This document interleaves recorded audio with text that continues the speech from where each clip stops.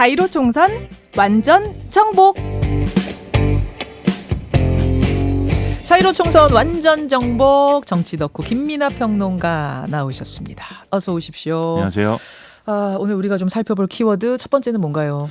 나타났다 사라졌다 들어갔다 나왔다. 네, 임길동입니다. 홍길동에 빗대서 임종석 전 실장의 별명 아니에요? 이거 임길동?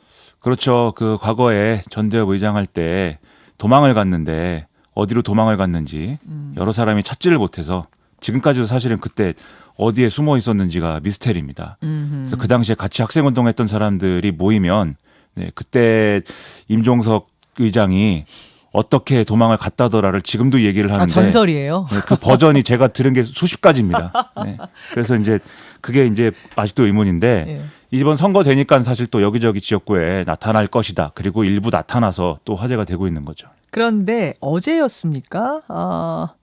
그 목포에 출마한 민주당 김원희 후보를 지원 사격을 하더니 그 다음 날은 서울 광진에 고민정 후보 또 지원 나서고 이랬죠.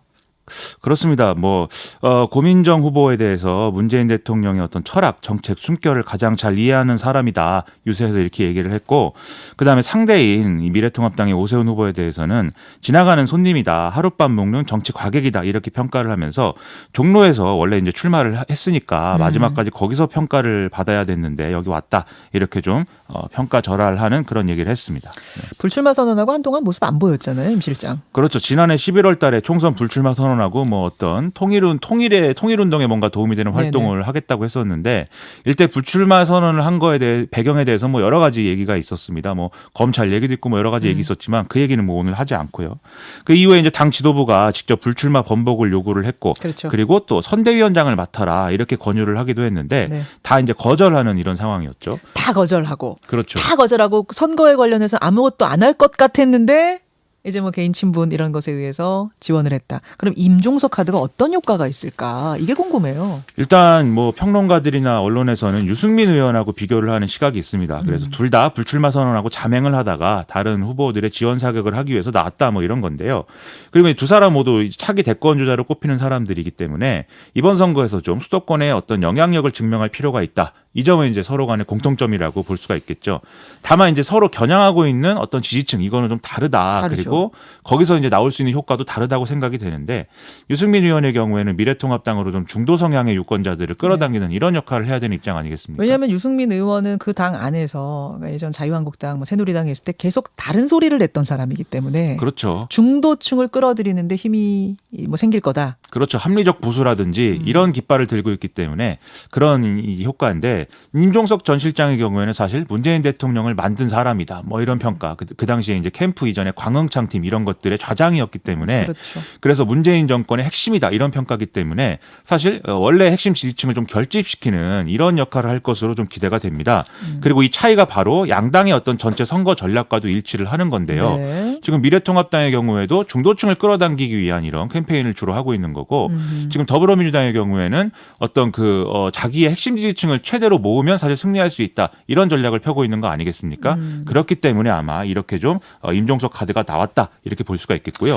여기에 더해서 예. 직접 출마한 후보자가 아니기 때문에 예. 더불어시민당에 대한 지지 요소도 또 임종석 실장이 가능한 부분이 있다. 아, 그러네요. 그렇죠. 이런 그러네요. 점도 고려를 했을 겁니다. 저는 지금 이제 이 임종석 실장이 나와서 선거운동 하는 거 말고 그 후가 궁금해요.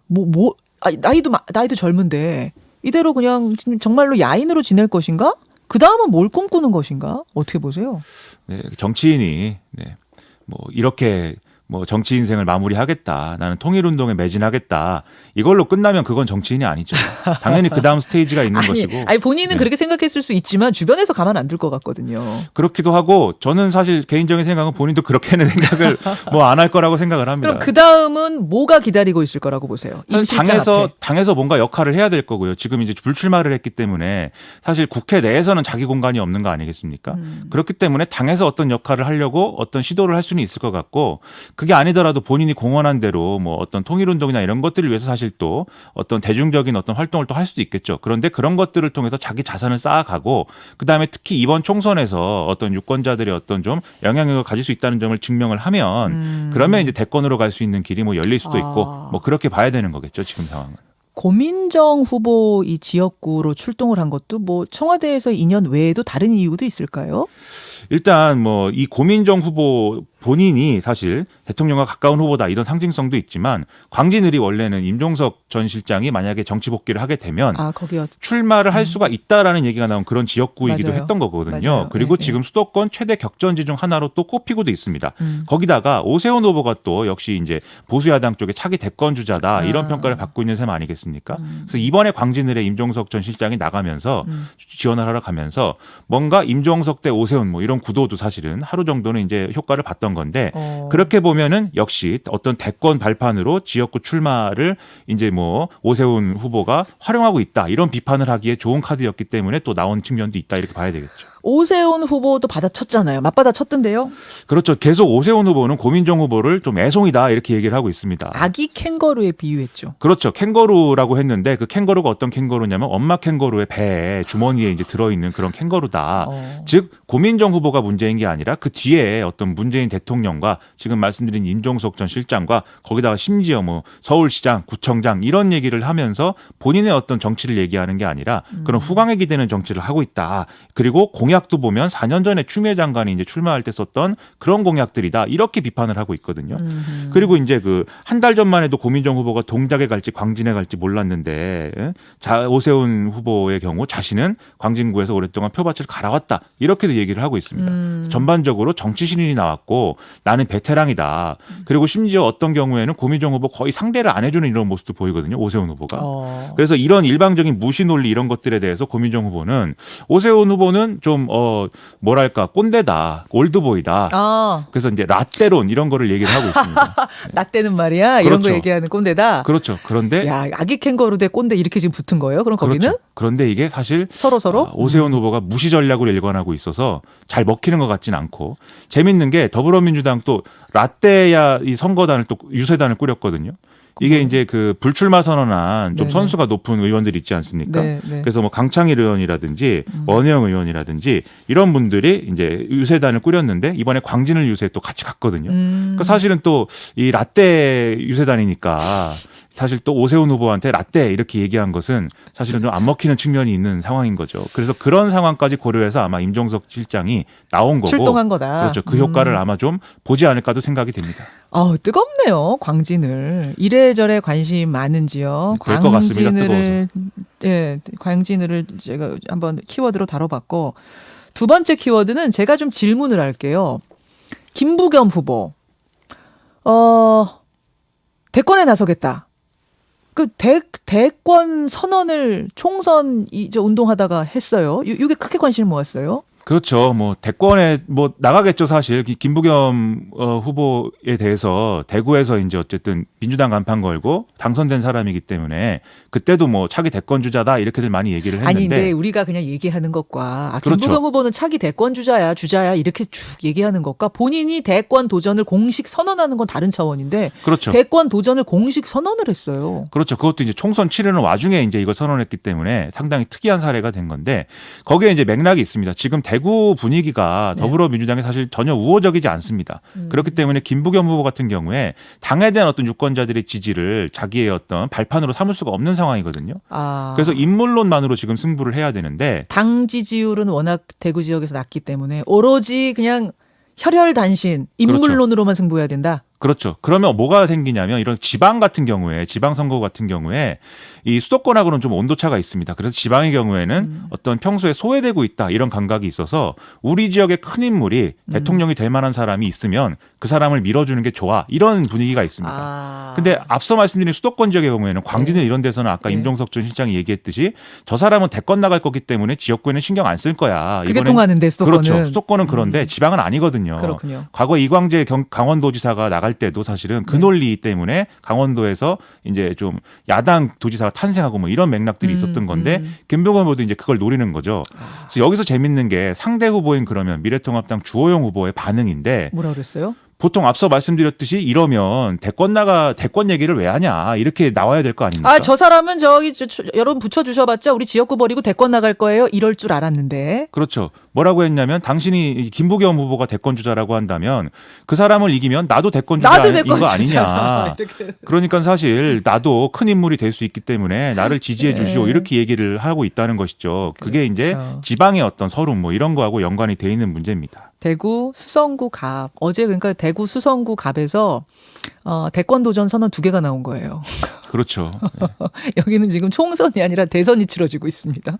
수성구 갑. 이 두 후보 말고도 대권 얘기 꺼낸 후보가 또 있죠.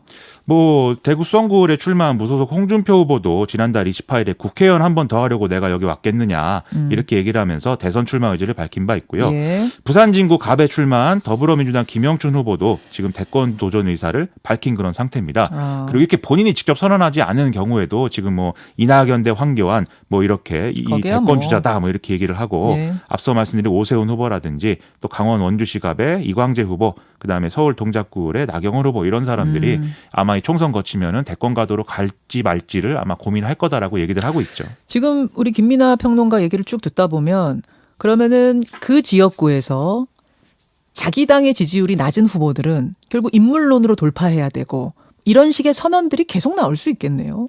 이제 여러 버전이 있을 수가 있습니다. 예를 들면 호남의 경우에는 이게 약간 다른데 지금 지난번에도 한번 말씀드렸는데 호남의 민생당 후보들의 경우에 자기 당 소속도 아닌 이낙연 전 총리를 얘기를 하면서 호남 대통령을 만들 것이다 이렇게 얘기를 하고 있지 않습니까? 그렇죠.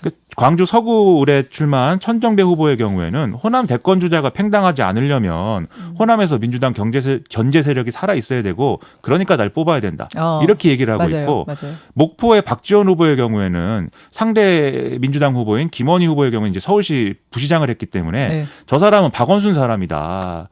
그렇기 때문에 박원순 시장은 호남 대통령이 아니고 나 같은 이낙연 전 총리와 가까운 사람을 뽑아줘야 호남 대통령이 될 수가 있다. 이렇게 얘기하면서 사실은 대선 얘기를 이렇게 좀 뭐랄까 우회로처럼 활용하고 있는 이런 상황들이거든요. 그래서 저는 이런 광경을 보면서 사실 이게 우리 총선에서 후보자를 뽑을 때 과연 이런 기준으로 뽑는 게 바람직한 건가 이런 의문도 사실 들었습니다. 그리고 이게 지방의 경우여서 그런데 사실은 각 선거구마다 이런 좀 어떤 정책이라든지 공약이라든지 이런 게 아니라 다른 걸 가지고 기준으로 이제 삼는 경우들이 사실 있거든요. 있죠. 재밌는 사례를 하나 말씀드리면 경북 안동에 가면은 안동 김씨 아니면 안동권 씨 뭐 이래서 문중들의 어떤 피 튀기는 혈전이 또 이루어지고 있다고 합니다. 우리 문중 사람이 돼야 된다. 그리고 제가 수원 사람인데 수원이 고향인데 수원의 경우에는 사실 지금은 그렇지 않은데 전통적인 또 고등학교 대결 구도가 있습니다. 그래서 수원고냐 수성고냐 뭐 이렇게 해서 하는 게 있는데 지역 분들은 지금 다 알아들으시는 얘기예요. 그렇죠. 그래서 이런 거 말고 정책과 가치 노선 이런 걸로 판단하는 게 유권자들에게 필요하지 않나 이런 생각이 들었습니다. 특히 이번에는 더 좀 찾아보셔야 돼요, 여러분. 이제 코로나 국면 뭐 이게 워낙 길어지면서 지역구 후보들이 언론에 얼굴을 내밀고 정책 얘기하고 공약 얘기할 기회가 상당히 줄어들었거든요. 그렇죠. 그러다 보니까 그냥 대충 정당 보고 뽑고 뭐 대충 뭐 나랑 고등학교 동창, 우리 문중 이렇게 뽑는 경향이 정말 나타날 수도 있어서 여러분 더 열심히 적극적으로 능동적으로 찾아보셔야 됩니다. 뉴스쇼가 많이 얘기를 해줘야 됩니다. 그래서 잘 들으시면 됩니다. 저희 많이 얘기하고 있습니다. 김민아 평론가 오늘도 수고하셨어요. 고맙습니다. 총선 완전 정복이었습니다. 김현정의 뉴스쇼는 청취자 여러분의 참여로 이루어집니다. 트위터, 페이스북, 레인보우 게시판, 그리고 단문 50원, 장문 100원의 유료 문자 샵 1212, 우물정 1212 통해 참여하실 수 있습니다. 김현정의 뉴스쇼, 여러분과 함께 만듭니다.